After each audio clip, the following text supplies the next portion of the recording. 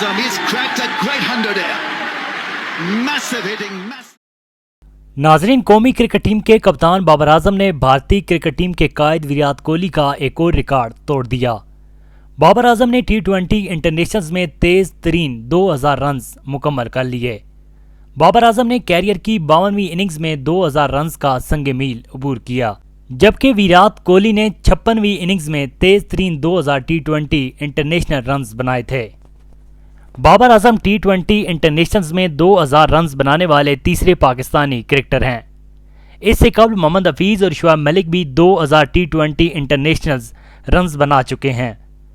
बाबर आजम मजमूई तौर पर T20 internationals में 2000 रन बनाने वाले दुनिया के 11वें बैट्समैन हैं, जबकि ICC ने पाकिस्तानी क्रिकेट टीम के कप्तान बाबर आजम को प्लेयर ऑफ द मंथ का अवार्ड भी दिया है।